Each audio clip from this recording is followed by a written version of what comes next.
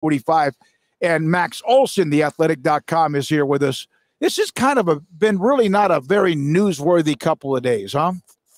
You know, I'm running around doing interviews all day, every day. So I may have missed. Did they add Colorado? Did I miss it? No, I had no they idea. did not. But there's a board meeting in a couple of days. No, I don't know. Have you ever seen a school have more board meetings anyway? Maybe it's just because we're all like, what are they doing? It seemed like about every 3 weeks they have one. I'm always having to keep track of when are the Pac-12 board meetings and stuff. I would love for that deal to just be over. Yeah. I think everybody on earth next week, please. Don't you think they want it over too? Yeah, I think so. Yeah. How would you feel? And I asked Brett Yormark that too. I was like, is there a timetable on this stuff? Do you want resolution in the next few weeks? And it's like, we've been talking about it for a year. So there's a part of him that would just love to like move it to the side, the whole expansion deal. Do you feel fearful for George Kliavkoff's sanity if he has to walk out a week from tomorrow and go, yeah, we're working on it. I'm still working on it.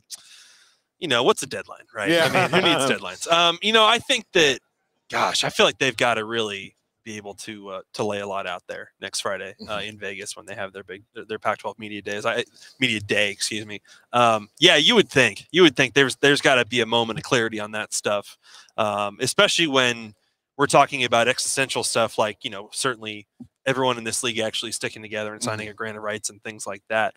Yeah, I think he's got to be able to step out on a stage and say exactly where they're at. Yeah, I mean, there's some smoke out there that they're getting. I mean, I know there has been for a while. So that's the part about it is there might actually be something coming up, but because we've heard that so many times now, it's like, I'm not going to believe it till we see it. So hopefully by next week, there's a little something there. But in terms of these past couple of days, where did your brain kind of originally go in terms of interest in who you wanted to talk to and what you kind of wanted to learn and all those types of things? Yeah, I mean, I think certainly think back to this time last year, and I think we all came in here wanting to kind of understand who is Brett Yormark. He had just been hired. He hadn't even really officially started on the job, and that transition was going on. And so you were very curious coming out here to kind of see what does his spin on Big 12 Media Days look like, because he is someone who is so obsessed with details and about putting on big events and kind of doubling down, as he likes to say, on all the things that they're trying to do. And so, I thought it was an impressive event as always. And it was, I don't know, I'm sure for you guys too, with the number of people you get to talk to, like just to have 14 schools here and 4 or 5 players from everybody, it's just a lot. It's a little overwhelming, and these days go so fast in terms of all the people you kind of want to grab. There's a lot of players that you can get today or yesterday when they play the opponent you cover, if you're a beat writer or a columnist, and then you have stuff for down the road. It could be 7, 8, 10 weeks from now. It's still fresh information about the team and who they are. Definitely. And some of these, I'm sure, I assume you guys, you've got Gus Malzahn coming up, like you got these new coaches and stuff. Absolutely. It's super interesting to pick their brains in terms of their transition into the conference and talk to some of their players. And man, you could tell those guys are just so happy to be here and be in the Big 12 and be competing with these teams and stuff. So you could definitely sense that enthusiasm. We'll see kind of how they line up with these teams, but man, I think they're pretty stoked to be here. I mean, UCF, Gus especially, he's a particularly confident guy anyway, and you know that because he's been a lot of places, but you can tell he feels like they've got, whatever happens this year or not, as long as it's positive and good, probably doesn't matter as much, but he feels pretty good about the fact that they'll be able to recruit on a level they haven't been able to before, and they can really hit the ground running being in Florida of all places. So yeah, and I think you look at between Gus Malzahn, Dana Holgerson, and Scott Satterfield, like these guys have done it before at other schools. They've built it up, and so even in Cincinnati, I mean, it's a little bit of a rebuild here, but the guy has coached at a high level at App State. He's coached in the ACC before. So it's not like he's not all wide-eyed about what are we getting into here in the Big 12. Like these guys kind of get. And I think that's so important, especially as we've seen just the Big 12 programs that have sustained success, like Oklahoma State. Like if you can really get some stability and build some veteran teams, it's going to make all the difference in terms of being able to contend. Like you said, there's a lot to digest. I mean, there's a lot of voices out here, but I don't know. It's like, Gundy's talking his talk, and he's unique, but Neil Brown's popping off about being voted last in the conference and talking about how the voters typically don't get it right. And there's like a lot of ornery. Is that just preseason? Everybody's kind of itching now to get out of the field and prove themselves, or what do you think? Yeah, everyone's looking for the chip on the shoulder to generate it however they can. I think that was certainly the case for the West Virginia guys. Talking with them, like I was talking with Zach Frazier, their center, who is one of the best offensive linemen in the Big 12, and he brought it up himself and started smiling as soon as he said, "Yeah, we were picked 14th in the conference," and I was surprised by that, to be honest. Like I think maybe that's because there's a perception they've just lost a lot of players to the portal. And so you kind of assume that the talent has taken a dip there, but like they got some pretty good players if they stay healthy, and Garrett Green plays well. Like they're going to have as good a chance as anybody. I think it's those first 5 tough games. I mean, like outside of Duquesne, that's almost half their schedule. But I mean, like, people can look at it and go, this team could easily, and maybe not even lose games by that many points, but be 1-4 or 0-5 in the first, Man, nowadays it's like, why are you scheduling 11 Power 5 games, man? It's so tough. I think they're asking that same question. Yeah, absolutely.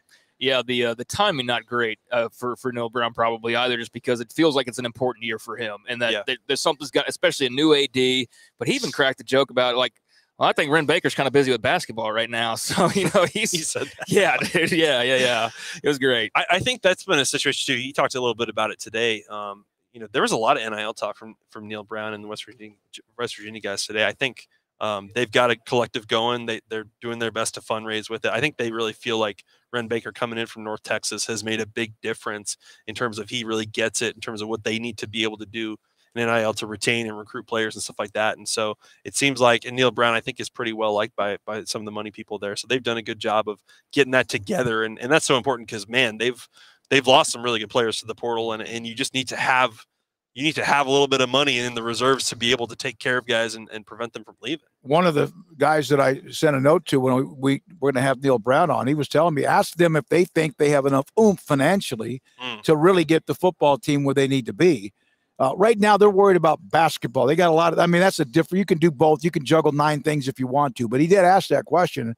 A big fan of West Virginia. CW channel. The ACC network's going football and basketball. There's 13 football games. One of them's a Cincinnati game early. That's just one more possibility of any kind of openings for football games on TV that's gone, right?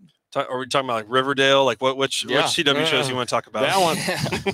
That's the one. I just sat down and saw that. So ACC's moving some of their games over to CW. It's the ones that were on. Yeah, the Raycom games that were on Bally Sports, and that now is over. So yeah, I think we were the ones to report a few months ago that the Pac-12 had a conversation with CW. It seemed like CW was potentially interested in some little package of live rights they'd gotten involved with Live Golf, obviously. So yeah, does that put them like as a potential partner for the Pac-12 and whatever that Pac-12 package ends up being? I don't know, but that is interesting to see them actually get into it and pick up some games. My question would be, the Pac-12, what else is like any of the CW? Okay, you've got those 13 games. What else is on the CW on Saturdays that you would worry about? Like that's not going to get as good ratings as even regionally as something like Stanford and Washington State. I don't even know what are their syndicated shows. I don't know. I have no idea. We're on there a replay every night at 10:30, which is great. They did the deal with us on that. Oh, nice. But that replaced a late night talk show that didn't fit at all where our market is. But my question is this a sign that less opportunities are available for another conference or the Pac-12, or is this a sign the CW is going to get more involved in college football? Especially nowadays, as we've seen, the Big 12 couldn't take theirs to market, right? So they extended with ESPN and Fox, and we're happy to do that, obviously. But as we've seen with the Pac-12 process and the way that some of those big ones like ESPN, you're kind of like Fox doesn't really seem to be that interested in the Pac-12 deal. ESPN's going through their own financial difficulties right now. Like, I think you have to kind of be open to anybody that has a little bit of money on that. I remember talking a year ago with Bob Bowlesby at this event. And he was telling me, that there's, he thought maybe NBC and CBS would be involved in these things, but even maybe like Discovery, like Plus and stuff had money and stuff. It's like you have to kind of be open to all sorts of different partners nowadays beyond just the usual linear ones. Yeah, there's some talks coming out of Hollywood about, the grander plans as far as spinning off and cutting costs for Disney and all that. So that's something to keep track of as well, because that would obviously then affect ESPN and just further add fuel to that fire. Certainly. But Texas and Oklahoma, sense any difference? Do they appear to be teams on their way out, or are they just acting like normal as far as from your standpoint? Yeah, it seemed pretty normal around here. I saw Mike Gundy had some thoughts on not playing. Again, a lot of coaches popping When off. does he not have thoughts? He's been pretty consistent on that though, and I've had that conversation with their AD Chad Weiberg, even going back to the fall of 2021 after this stuff all happened. It's like, look, I mean, you look at the schedule, and we're booked up till 36 or something like that. It's expensive to cancel non-conference contracts and stuff like that, and pay people off just to not play them and stuff. Schedule's already tough enough, so it is sad to actually talk about and think about though some of these that, like, man, we really aren't going to see these games for a really long time. Like, I mean, you and I enjoyed when Nebraska and Oklahoma line up a series and stuff like that. We see some of these old ones start to get together a little bit, but it takes a long time, and it bums me out to even think about some of these that we're just not going to have for a long time. We had Matthew Sign on from the National Football Foundation, and he was going over the 7 featured rivalry games they have in Atlanta, and there's others as well. But yeah, you start counting them off. They're slowly, I don't know about methodically, but like an IV drip, some of these series are gone. Well, and I remember at the time, Texas Tech really wanted to lock in a deal with Texas to play a non-conference game every year, I think for like 20, 25 years. And since I got is that Texas backed out of that or wasn't interested in that. And some of those things, you're just like, man, it would be great to kind of have these ties still hold some of these schools together. It's going to be, obviously they're going to still recruit against each other and all that kind of stuff. But man, it's going to be a super interesting year for this conference. And then it makes me a little sad, to be honest, thinking about, the parity in the games will still be great, but man, some of those rivalries and the hate they have for each other is, we're losing a lot there. Let me ask you this. When you got the email from Joni Lehman to put together your media poll, 1 through 14, you didn't just jump right into that, did it? Did you I stared at it for like a week or two. I just like, oh my God, I have nowhere. It's like a puzzle. And eventually it kind of came to me like a Ouija board or something. They accidentally sent it to the wrong email address, so I never got it. Really? So I didn't have to fill it out. And that. So there's no evidence that you might be right or wrong. Not yet. I should do one at some point. I probably should put one on Twitter for accountability, and work through it. But I mean, like you said, like that's you kind of have some idea what to do at the top, but what do you do at the middle? No, yeah. That's what I'm like 7, 5, 4, 4, 7, 8. You don't know. Yeah. It was a little bit, I guess I thought it was easier at the bottom, and you always second guess yourself, but man, I'm kind of more inclined to, like, this year, like, feels like one of those kind of years where, everyone's going to go 5-4 or 4-5 in conference play too. And they're all going to like kind of end up like, maybe they're all in bowls, but how many of them are like playoff teams? Well, okay. Even like picking Texas #1. I mean, how far ahead of Texas are they of, say, UCF? I mean, even like on a, right. I mean, talent wise and depth wise, sure. But like on any given day, maybe not. And, if this conference is as close as last year, if Texas loses 3 games, then their season, their like emotional season is kind of shot, even though they might be better, Yeah, and it's easy to forget too. Like, I mean, Texas beat K-State last year, but like, if you don't, if you lose a game like in Lubbock, like they did, then you don't get to play in the conference title game and stuff. So you can be better than some of these teams, and they played TCU close, obviously, but you can blow it in a few other games and not make it here. So, you definitely get the sense. I don't think we can say it enough. Like, you definitely get the sense, like, man, I feel like people are going to treat Texas like this is a no excuses kind of year. I think that's for sure. Yeah. And is that fair? I think it probably is, because you look at that roster, and I know some people can look at the starting roster, but they go, well, what about the depth? But okay, I mean, everybody's got questions, and I think that's about the only one that they have. I mean, there's Gary Patterson's no longer there, so maybe the defense takes a step back, but you've got staff continuity. Yeah. They've been there a few years now. They've recruited at a super high level. They probably have as many what you would call 4 or 5-star players. Now, again, the stars don't always amount to everything, but probably as many since they did back in the 2000 run with Mac Brown on the roster, as far as those who have come back to add. Maybe I'm wrong. And offensively, I mean, they've got they should be scoring 40 points a game basically with what they've got. I mean, it's pretty loaded. Unless they just absolutely get wrecked by injuries in fall camp or something like that, it's just hard not to see. I'm not saying they're going undefeated or anything like that. Yeah. Max Olson, The Athletic.com. Cut that promo. Yeah. I am saying they're going undefeated. No, they're still going to end up in a bunch of close games, and they got to figure out how to survive them. But yeah, I don't think people are going to have a lot of patience for 8-4 this year. Oh, I would think that would be a train wreck. Yeah. And even like in Herman's last year, like they had to completely rebuild that coaching staff, right? Like there's some, there's COVID and all that stuff. There's some built-in excuses. It's hard to find a lot for this Texas team. And a lot of it, and Craig has brought this up too, and Paul, we've talked about this, is that if you could always rely on Oklahoma at the top for years after years. That's even if the biggest reason why everything's so confusing. Yeah, because there's not an automatic number one. And even then, I still have them, in the mix. But you could always with that one. And you don't know about them right now either.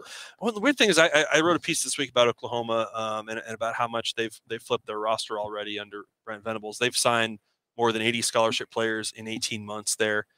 They're down to like 21 players on that team that played for Lincoln Riley in 2021. So he is really – they've had a lot of attrition and obviously Caleb Williams and some big names as part of that. But he's brought in a lot of his guys so far, and we'll see how that adds up. I actually walked away – I think they did a really good job with their portal haul, and I'm kind of optimistic. Oklahoma, I think things can break right for them to really be a contender again.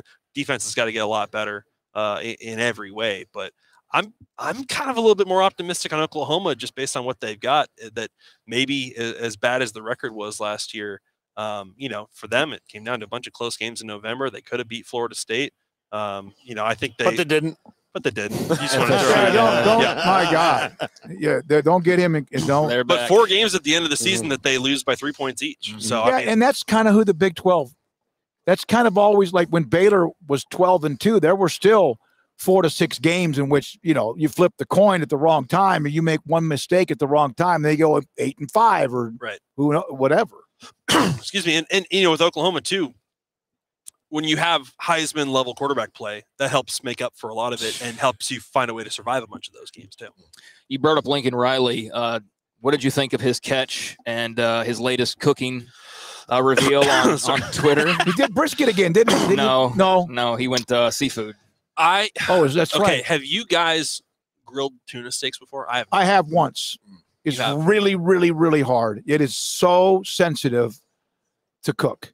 I have no experience with that. I was fortunate only I kind of semi-smoked it in almost like a water-based type thing. Okay.